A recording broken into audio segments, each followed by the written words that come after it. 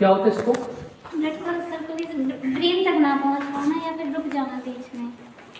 अच्छा, तो मतलब अगर हार्ट के पास ब्लॉक हो गया तो स्ट्रोक कहलाएगा वो? नहीं। फिर क्या होता है? तो हार्ट के पास तो वेन ब्लॉक होगी ना। अच्छा, हार्ट के पास आर्टरीज नहीं होती हैं? होती है। फिर इंटरनल कैरोटिड आर्टरी कैसे पहुंचती है ब्रेन तक? हार्ट से पहुंचती है। इंटरनल कैरोटिड आर्टरी हार्ट की ब्रांच है। कहाँ से जनरेट होती है? लेफ्ट वेंट्रिकल से ब्लड कहाँ जाता है? लंग्स में जाता है। लेफ्ट वेंट्रिकल से टिश्यू के पास जाता है। कैसे? टिश्यू आके ले लेता है वहाँ से? नहीं सर। तो लेफ्ट वेंट्रिकल से किस में जाता है ब्लड? लेफ्ट वेंट्रिकल ब्लड किस में पंप करता है? कहाँ जाता है लेफ्ट वेंट्रिकल से blood? Pulmonary artery. Pulmonary artery कहाँ होती है? फिर लेफ्ट वेंट्रिकल कहाँ होता है?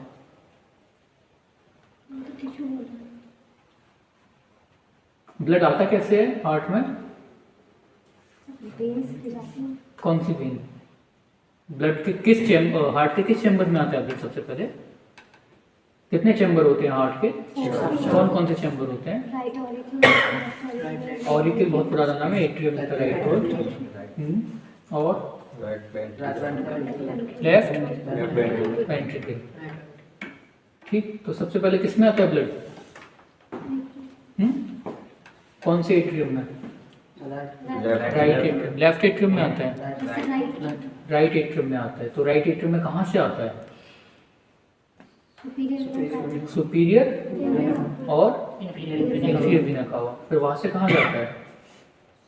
एट्रियम से फिर वेंट्रिकल में आता है। कौन से वेंट्रिकल में आता है? राइट से राइट में जाएगा। अच्छा, उसके बाद लेफ्ट में सीधा। तो वो सीधा फिर लेफ्ट में क्यों नहीं आया? राइट एट्रियम से सीधा लेफ्ट में जाएगा। नहीं सर। राइट साइड में जो ब्लड आता है वो किस टाइप का ब्लड होता है? फिर कहाँ जाता है राइट एट्रियम से?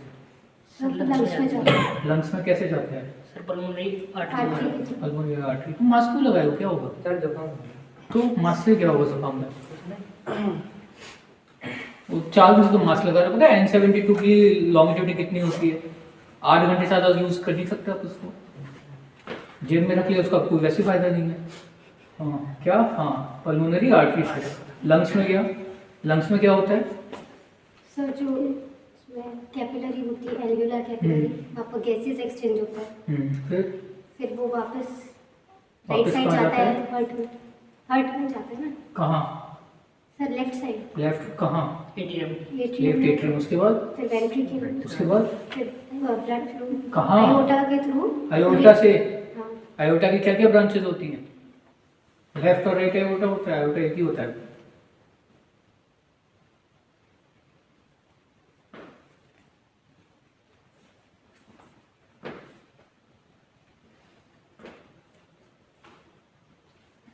ठीक है, चलो इंटरनल कैरोटिड आर्टरी में आ गया।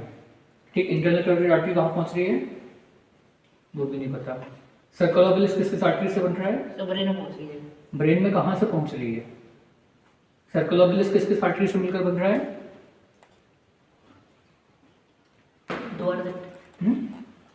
सर्कल ऑफ विलिस पहले बना ली। तो स्ट्रोक क्या है? Stroke is a vascular disease of CNS. CNS क्या है? Central nervous system.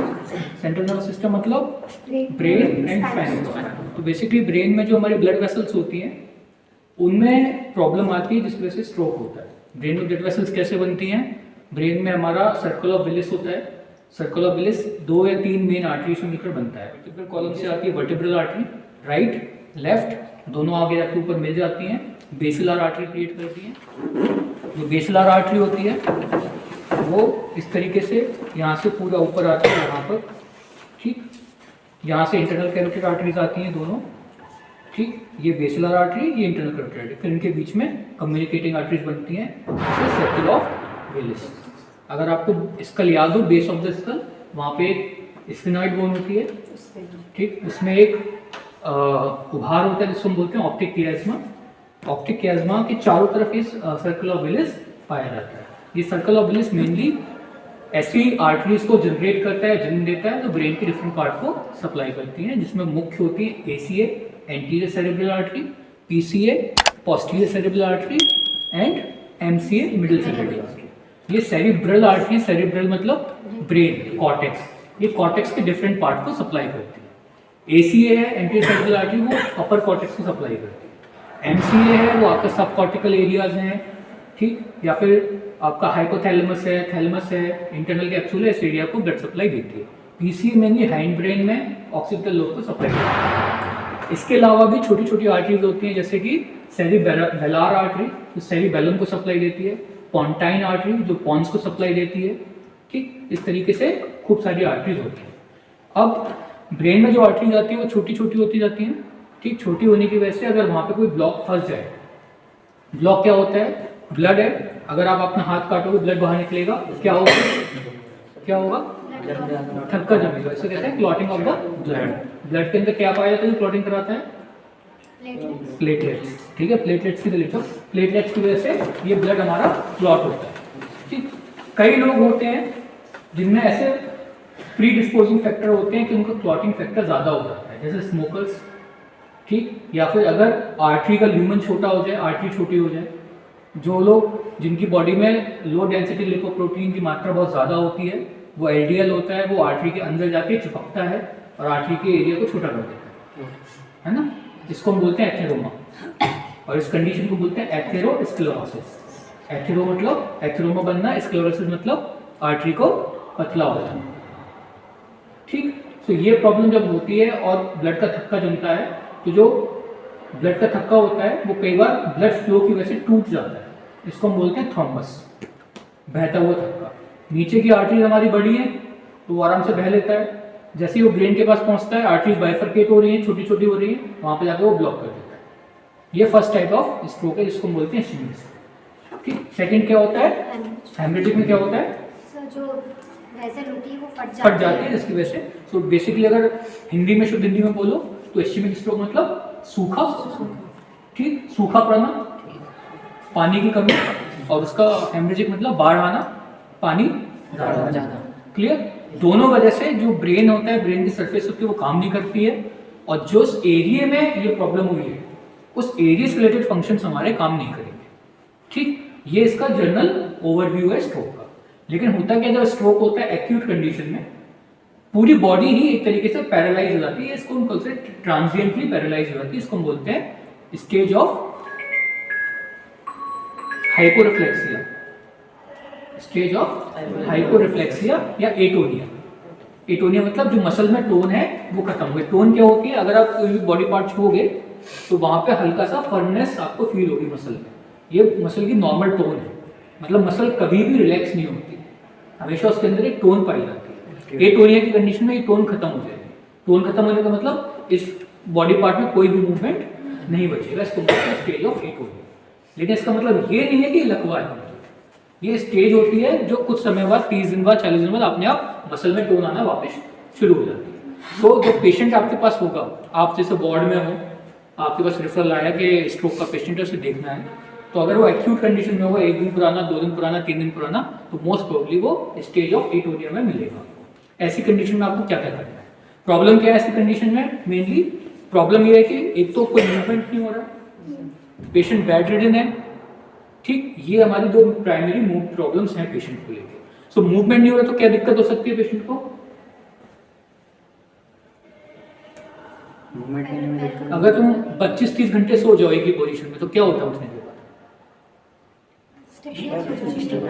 ये पेशेंट तो कई दिनों से ऐसे पड़ा हुआ है, तो बेसिकली उसके जो जॉइंट्स हैं उनमें स्टिफनेस आना शुरू हो जाएगी। और क्या है, अगर वो ऐसे ही लेटा रहेगा तो बॉडी के ऐसे पार्ट जो जिन पे बॉडी का प्रेशर आता है वहां पे घाव बनने लगेंगे, इसको हम बोलते हैं बेड शोर या प्रेशर शोर। सामान्यतः कहाँ कहाँ होता है वो मैंने आपको लिखाया हुआ, जैसे हील, ठीक, PSIS, ऑलिक्रनल प्रोसेस, ठीक। और क्या प्रॉब्लम होती है, सांस लेना कब आसान होता है, लेटे हुए, खड़े हुए या बैठे हुए,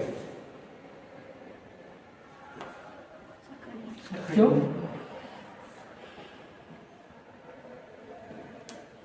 ब्रीदिंग खड़े हुए आसान क्यों होती है, जब पढ़ते हैं ग्रेविटी है तो बिकॉज ऑफ ग्रेविटी, लंग्स को नीचे फैलने की जगह मिल जाती है। ये पेशेंट लगातार लेटा हुआ है तो उसको चेस्ट ब्रीदिंग में भी, चेस्ट मूवमेंट्स ब्रीदिंग में भी प्रॉब्लम आएगी, ठीक। हमारे लंग्स में हमेशा सिक्रीशंस बनते हैं, हम खांसते हैं या हाफते हैं या बाहर निकाल देते हैं उससे, ये पेशेंट वो नहीं कर सकता। तो लंग्स में लगातार सिक्रीशंस बनते रहते हैं, इससे पेशेंट का ऑक्सीजन सेचुरेशन, ब्रीदिंग पैटर्न, ये सारी चीज़ें भी खराब होती हैं। तो इसको भी हमें ध्यान देना है, ठीक है। ये हमारे मेन यहाँ पे पॉइंट्स हैं। अब चूंकि पेशेंट के बॉडी में कोई भी पावर नहीं है, ठीक है, मसल बिल्कुल जीरो मसल टोन, तो इसमें तो आपको एक्सरसाइज करा ही नहीं सकते, कोई फायदा नहीं है। तब हम यहाँ पे यूज करते हैं passive range of motion exercises. Passive का मतलब क्या होता है? सर कोई उसमें मूवमेंट तो हो रहा है। पैसिव का मतलब क्या होता है? एक्टिव और पैसिव में क्या अंतर है? एनर्जी बिना एनर्जी के सर, एनर्जी। एक्टिव का मतलब होता है कि आप खुद से पढ़ रहे हो, पैसिव का मतलब होता है कि आप पढ़ रहे हो, आपको धक्का दिया जा रहा है, तब जाके मुश्किल से पढ़ाई कर रहे हो। दैट इज पैसिव, जो आप लोगों के साथ एक्चुअली में हो रहा है। खुद से तो नहीं पढ़ रहे हो, जब धक्का दिया जाता है पीछे से, है ना, कोई डंडा लेके खड़ा होता है पीछे, या पिताजी खड़े होते हैं पीछे, वो क्या कहते हैं, क्या लेके, डंडा नहीं, छड़ी भी नहीं, बेल्ट भी नहीं, वो दो सब अपने अपने एक्सपीरियंस बता रहे हैं। जूते भी नहीं। वो क्या था जिसके साथ लक्ष्मण भरत जी ने अपना पूरा साम्राज्य चलाया था? राम जी के क्या रखते थे? चरण पादुका। तो ये सब पैसिव मूवमेंट हो, पैसिव फोर्सेज होते हैं। इसी तरीके से यहाँ पे हमें पैसिव एक्सरसाइज करानी है, मतलब पेशेंट का कोई इसमें रोल तो है, पेशेंट में ही कर रहे हो अल्टीमेटली, पेशेंट का उसमें कोई एफर्ट नहीं है, एफर्ट सारा आपका है, ठीक। सो जितने भी जॉइंट्स हैं उनकी फुल रेंज ऑफ मोशन करानी है। फॉर एग्जांपल एंकल है, कराओ एंकल का पैसिव रेंज ऑफ मोशन कैसे करा सकते हो? एंकल का, हाँ कराओ। तुम पढ़े हो, एटोनिया में हो सर, यहाँ पर ऊपर पुश करके नीचे करके बताओ, नहीं कराओ, ठीक। तो यहाँ पे क्या क्या आपके हिसाब से गड़बड़ हो रही है?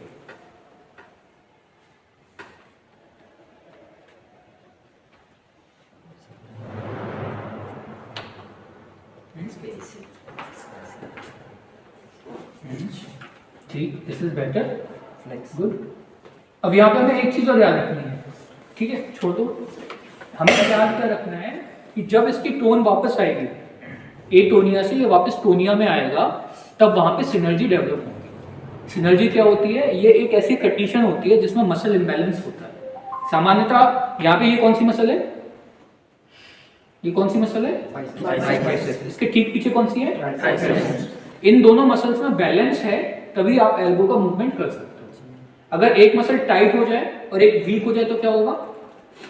मूवमेंट होने में दिक्कत आएगी। फॉर एग्जांपल बाइसेप्स टाइट हो गई, ये वीक हो गई, तो क्या होगा?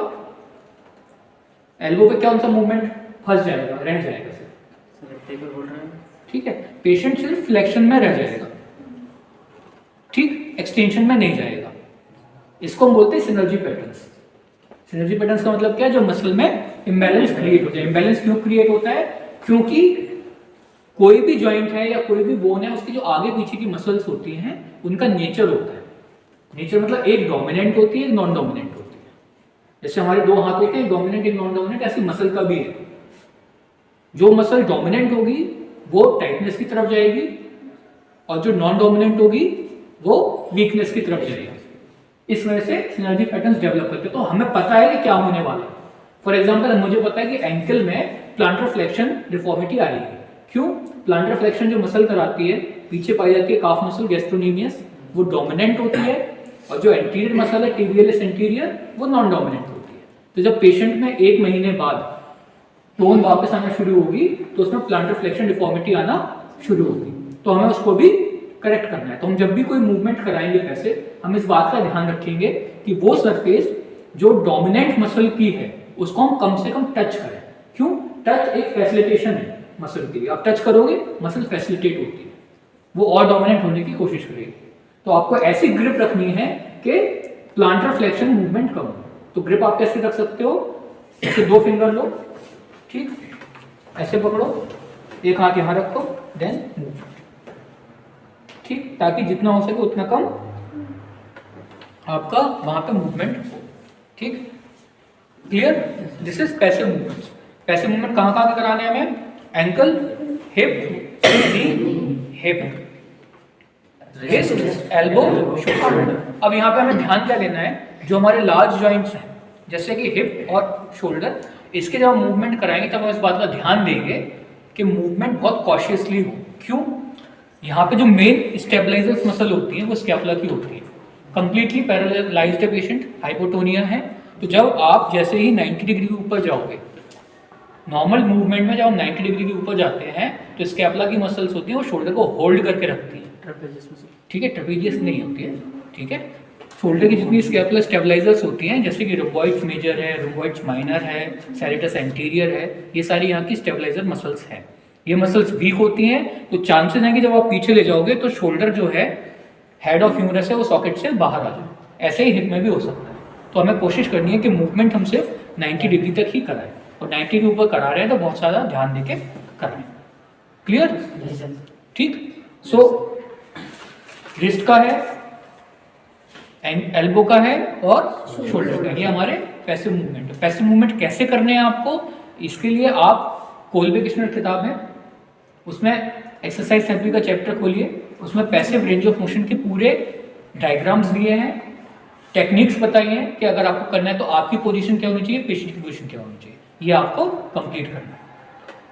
ठीक, ये आपको पूरा असाइनमेंट अपना passive range of motion exercises, ठीक है। आप जॉइंट वाइज चलोगे, पहले करोगे शोल्डर की, उसमें आप लिखोगे शोल्डर फ्लेक्शन मूवमेंट, फ्लेक्शन में लिखोगे therapist position at the side of the patient, फिर हैंड ग्रिप, हैंड ग्रिप कैसी होनी चाहिए, ठीक है, कि एक हाथ आपका यहाँ है, एक हाथ आपका यहाँ है, then therapist move with the patient and goes behind the head, then come back, this is flexion.